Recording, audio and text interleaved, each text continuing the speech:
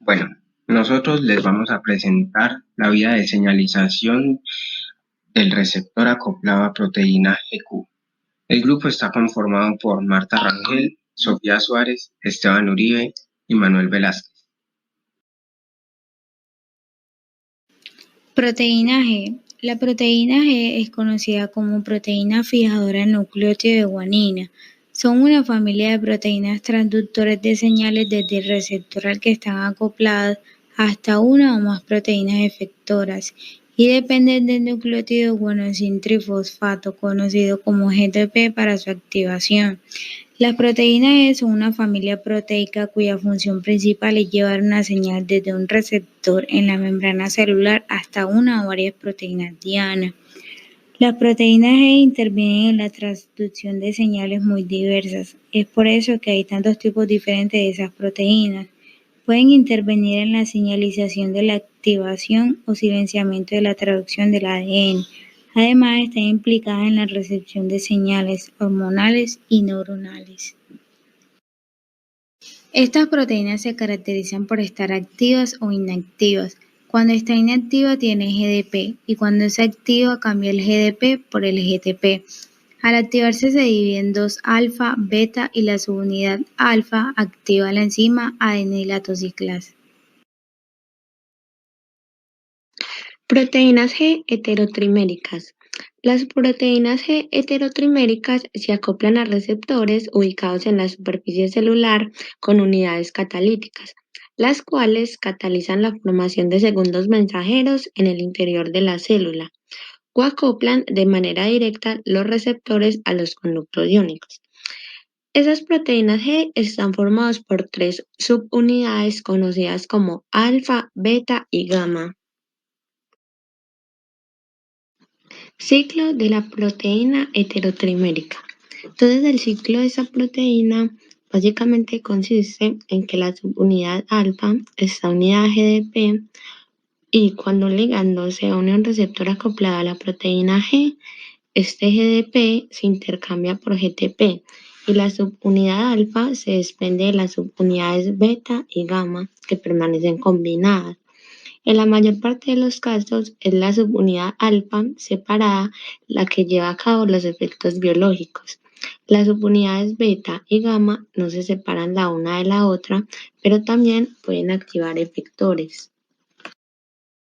Proteínas G monoméricas.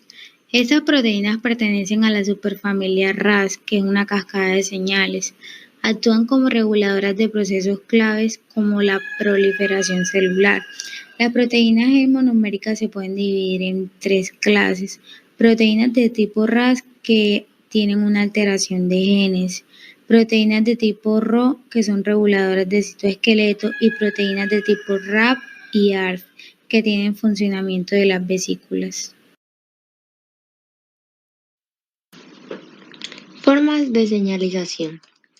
La señalización intercelular implica la transmisión de una señal de una célula emisora a una receptora. Sin embargo, no todas células emisoras y receptoras son vecinas cercanas, ni todos los pares de células que intercambian señales lo hacen del mismo modo. Existen 4 categorías básicas de señalización química en los organismos multicelulares, los cuales son señalización paracrina, autocrina, endocrina y por contacto directo. Señalización paracrina. Con frecuencia las células que están cerca unas de otras se comunican mediante la liberación de mensajeros químicos, conocidos como ligandos, que pueden difundirse a través del espacio entre las células. Este tipo de señalización en el que las células se comunican a corta distancia se conoce como señalización paracrina. La señalización paracrina le permite a las células coordinar sus actividades de manera local con sus vecinas, aunque se usan en muchos contextos y tejidos. Las señales paracrinas son especialmente importantes durante el desarrollo, cuando permiten que un grupo de células le diga a un conjunto vecino qué identidad celular debe adoptar. Un ejemplo de señalización paracrina es la señalización sináptica, mediante el cual las células nerviosas transmiten señales. Este proceso se llama así debido a la sinapsis, que es la unión entre dos neuronas donde ocurre la transmisión de las señales. Cuando la neurona emisora dispara un impulso eléctrico, se mueve rápidamente a través de la célula, a lo largo de una extensión similar a una fibra llamada axón. Cuando el impulso llega a la sinapsis, provoca la liberación de ligandos conocidos como neurotransmisores, los cuales cruzan con rapidez la brecha que hay entre las neuronas. Cuando los neurotransmisores llegan a la célula receptora, se unen a receptores y producen un cambio químico dentro de ella. Señalización autocrina. En la señalización autocrina, una célula se manda señales a sí misma al liberar un ligando que se une a un receptor en su propia superficie o, según el tipo de señal, a receptores dentro de la célula. Esto puede parecer algo extraño para una célula, pero la señalización autocrina juega un papel importante en muchos procesos. Por ejemplo, la señalización autocrina es importante durante el desarrollo, ya que ayuda a que las células tomen y refuercen su identidad correcta. Desde un punto de vista médico, la señalización autocrina es importante en el cáncer y se piensa que tiene una función esencial en la metástasis. Señalización endocrina. Cuando las células necesitan transmitir señales a través de largas distancias, a menudo usan el sistema circulatorio como red de distribución para los mensajes que envían. En la señalización endocrina a larga distancia, las señales son producidas por células especializadas y liberadas en el torrente sanguíneo, que las lleva hasta sus células diana en partes distantes del cuerpo. Las señales que se producen en una parte del cuerpo y viajan por medio de la circulación hasta alcanzar objetivos lejanos se llaman hormonas. En los humanos, las glándulas endocrinas que liberan hormonas incluyen a la tiroides, el hipotálamo y la pituitaria, así como las gonadas, que son los testículos y ovarios, y el páncreas. Cada glándula endocrina libera uno o más tipos de hormonas, muchos de los cuales son reguladores, maestros del desarrollo y la fisiología. Por ejemplo, la glándula pituitaria libera hormona de crecimiento, conocida como GH, la cual promueve el crecimiento especialmente del esqueleto y el cartílago. Como la mayoría de las hormonas, la GH afecta a muchos tipos diferentes de células en el cuerpo. Sin embargo, las células del cartílago proporcionan un ejemplo de cómo funciona la GH. Se une a receptores en la superficie de estas células y las impulsa a dividirse. Bueno, entonces básicamente ese es el resumen de lo antes ya mencionado, en que la endocrina, una célula manda una señal a una célula distante por medio de la sangre, como lo muestra en la imagen. La paracrina, una célula manda una señal a una célula cercana, a una célula diana, y la autocrina, una célula se manda una señal a sí misma.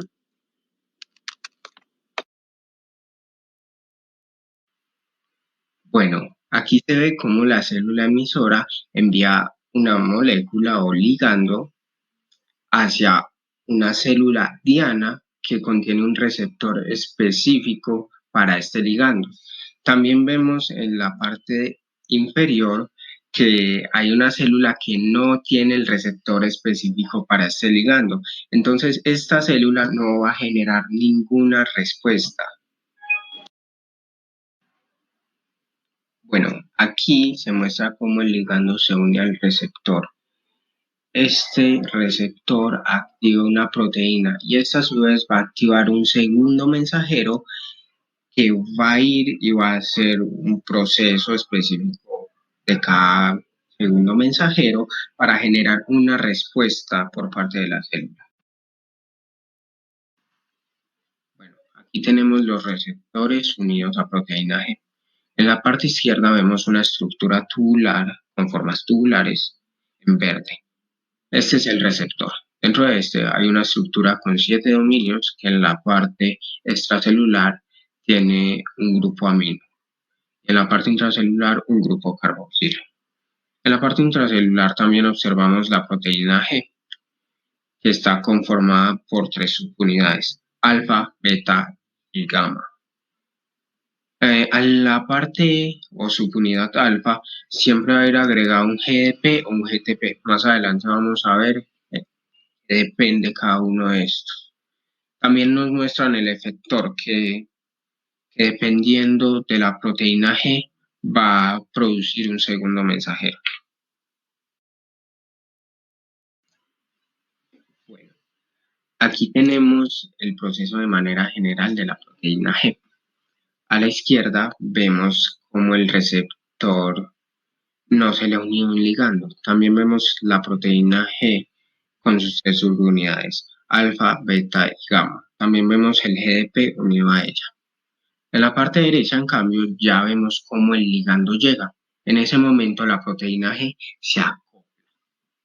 Vamos a pasar a ver el segundo proceso, en el cual vemos que el GDP se cambia por GTP. Esto es debido a un cambio conformacional en el receptor que activa esa parte para que se pueda activar de esta manera alfa, o sea, el cambio de GDP a GTP le da esa moneda energética alfa para que se active. También nos muestran el efector en la parte derecha. Entonces, alfa se va a desacoplar de beta gamma, ya que fue activado con GTP, y va a ir y se va a acoplar al efector. Este efector va a usar ATP como sustrato para generar AMP cíclico o adenosín monofosfato cíclico, y este va a ir a cumplir su función como segundo mensajero para generar una respuesta por parte de la célula. También es importante saber que la subunidad alfa hidroliza lentamente este GTP, y ya cuando el GTP pasa a GDP, esta subunidad alfa va a volver con beta gamma. Luego aquí vamos a ver cómo GRK va a fosforilar este receptor. ¿Para qué? Para que luego llegue una arrestina, se acople a ese receptor cuando ya no es necesario que se siga expresando, dando una respuesta por parte de la célula.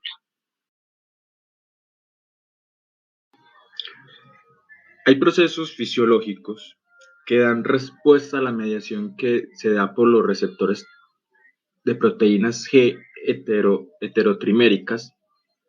Estos procesos fisiológicos, que son mediados por estos receptores, son efectuados por medio de unos estímulos sean físicos, sean también fisiológicos, hormonales, ¿cierto? Que dan ese estímulo para que se haya una respuesta fisiológica.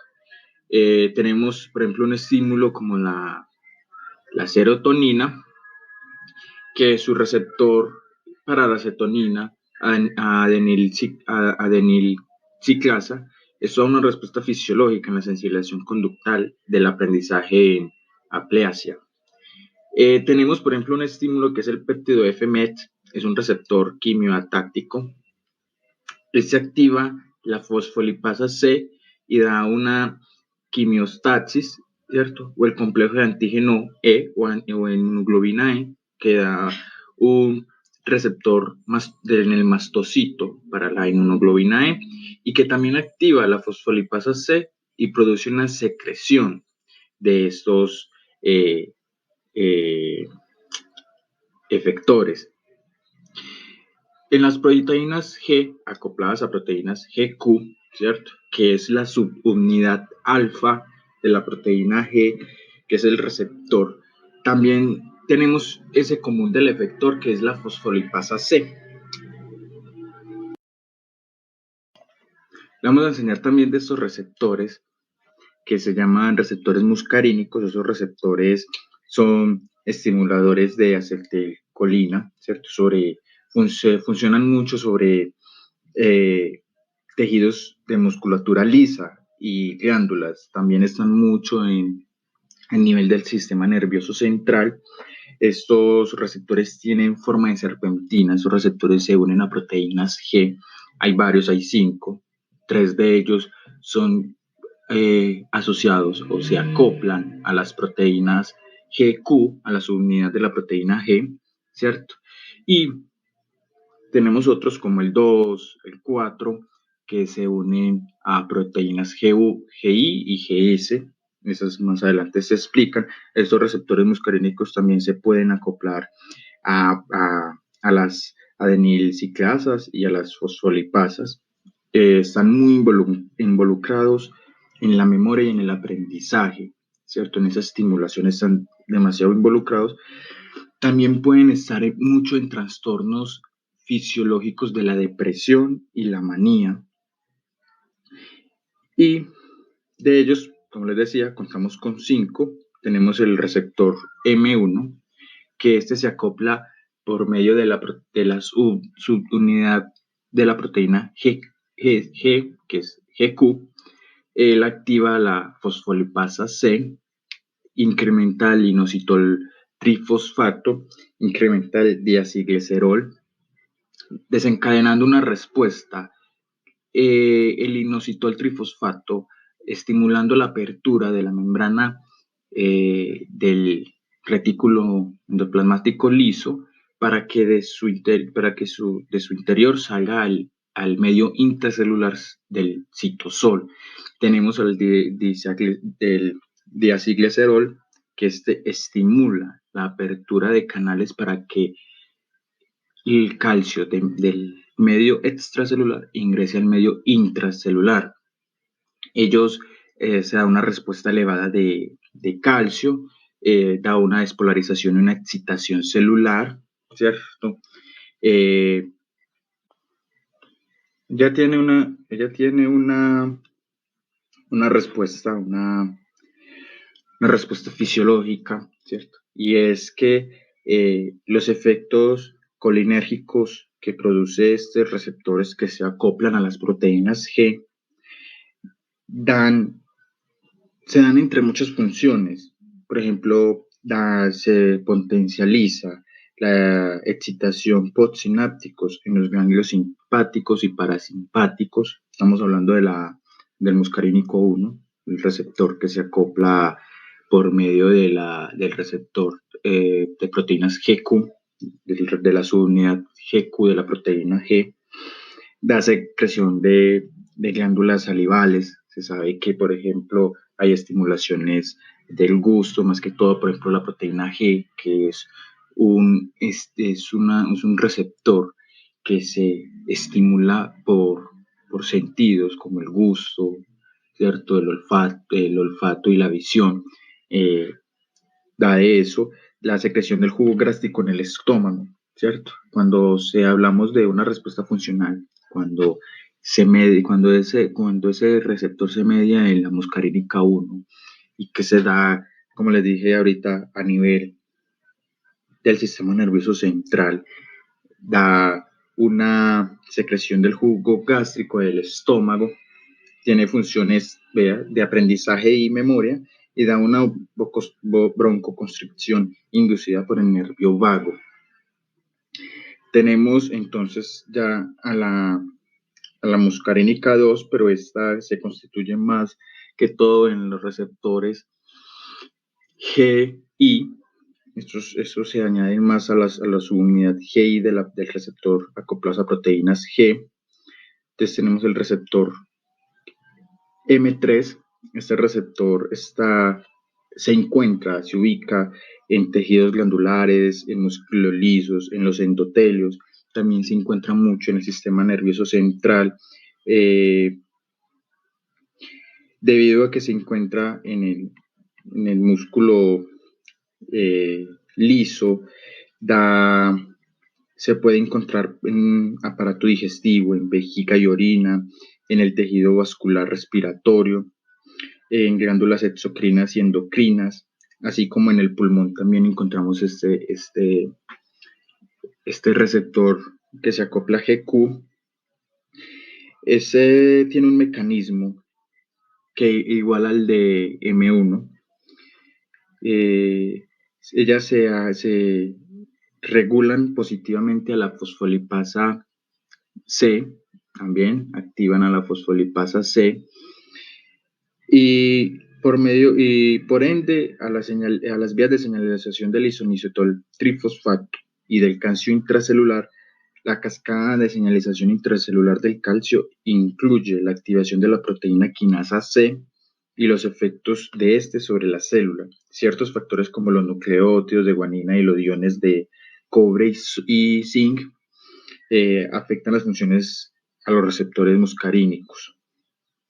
Tenemos tenemos unas respuestas fisiológicas a nivel de músculo liso. Puede producir una broncoconstricción,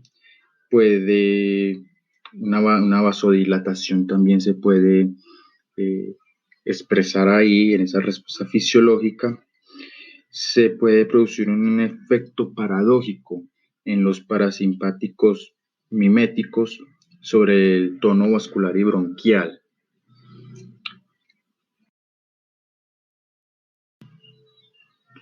Por último, tenemos entonces los receptores muscarínicos 5. Estos receptores tienen igualmente un proceso fisiológico igual a los otros. Estos incrementan el inositol trifosfato, el diacilglicerol, aumentando o elevando la concentración de calcio a nivel intracelular y activando la PKC. Estos tienen una respuesta funcional a mediación de la dilatación de las arterias y las arteriolas cerebrales, facilita la liberación de dopamina y intensifica el comportamiento de la acidez por las drogas. Entonces, estos tres subtipos de receptores que se acoplan a la subunidad GQ o a la subunidad alfa de la proteína G y que son sensibles a la toxina de tosferina, que es causante de la estimulación de la actividad de fosfolipasa C o PLC, como se ve aquí en la diapositiva, fosfolipasa C. El resultado inmediato es la hidrólisis del fosfodiilinositol 4,5-difosfato de membrana para dar origen a fosfatos de inositol. ¿Qué pasa?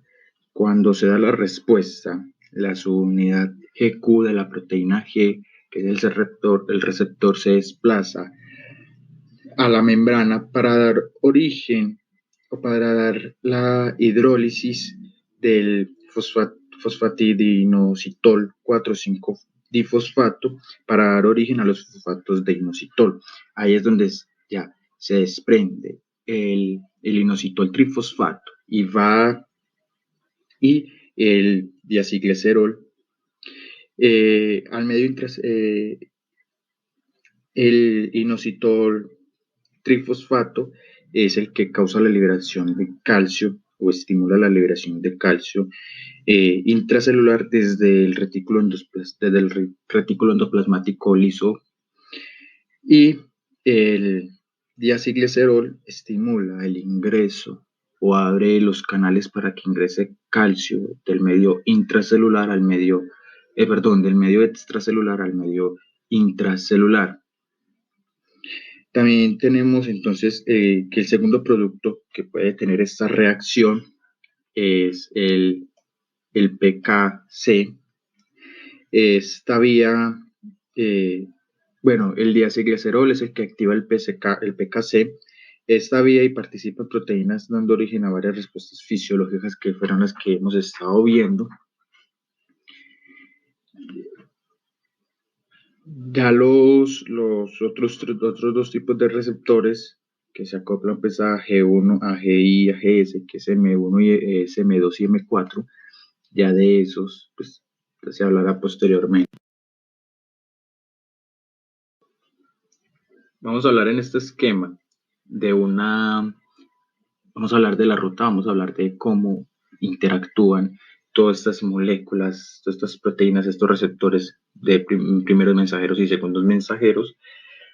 Tenemos a los muscarínicos 1, 3 y 5, los que estamos hablando ahorita, que ellos son los que se acoplan a receptores de la proteína G, a receptores GQ, Se sabe pues que esa es la subunidad alfa de la proteína G. La proteína G pues se divide en tres subunidades: subunidad alfa, subunidad beta y subunidad esta I, que no sé cómo se llama. La subunidad GQ pues se sabe pues que es la subunidad alfa de la proteína. Cuando se llega a un estímulo aquí al receptor muscarínico, sea por actividades celulares o fisiológicas, como se habló al principio, endocrinas, paracrinas o autocrinas, ellas, que entre ellas podemos tener trastornos bipolares, producción de tumores, ¿cierto? En endocrinos podemos tener gusto. Ellas activan la subunidad GQ de la proteína G, la subunidad alfa, y esa subunidad alfa va y me activa a la fosfolipasa C. La fosfolipasa C separa moléculas de fosfolípidos, produciendo la reacción de fosfatidilinisotol 4,5-bifosfato.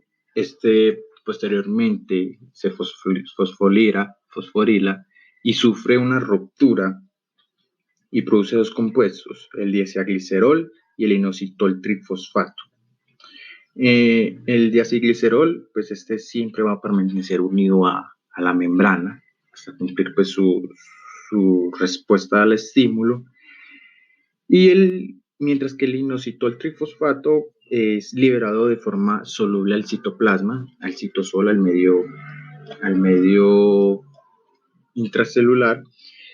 Ya inositol trifosfato va y se une a un lugar específicos, o a unirse se une a receptores específicos de inositol trifosfato en el retículo endoplasmático, el cual nos va a abrir canales también específicos o canales de sodio para una difusión facilitada del sodio que se encuentra en el interior del retículo al medio intracelular, elevando pues su concentración de calcio. Vamos a tener el diacilglicerol. Estamos diciendo pues que él se queda acoplado en la membrana celular, pero va a estimular también una difusión facilitada a canales de sodio que van a ingresar del medio extracelular al medio intracelular, elevando una concentración de calcio en el citosol, ¿cierto? Tenemos entonces también aquí, cuando ya el diacilglicerol se desprende, ¿cierto? Nos va a formar junto con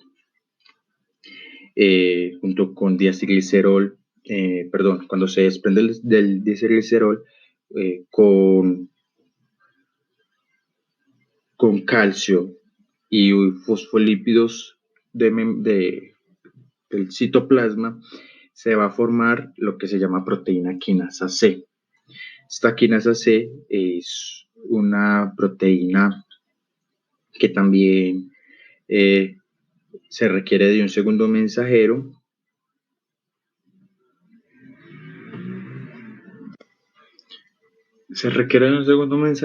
Pero para su activación se requiere de calcio que ingresa, sea por el retículo endoplasmático o por el medio extracelular. Se requiere calcio, se requiere el diacilglicerol, que es el que activa, y se requiere un fosfolípido. Puede ser como la fosfatidilcerina, y se activa la proteína quinasa C. Esa proteína más adelante va a activar rutas de traducción de señales, va a volver a activar la fosfolipasa C, y ya esa sería como la ruta que se llevaría pues en ese mecanismo de los receptores muscarínicos en la proteína GQ.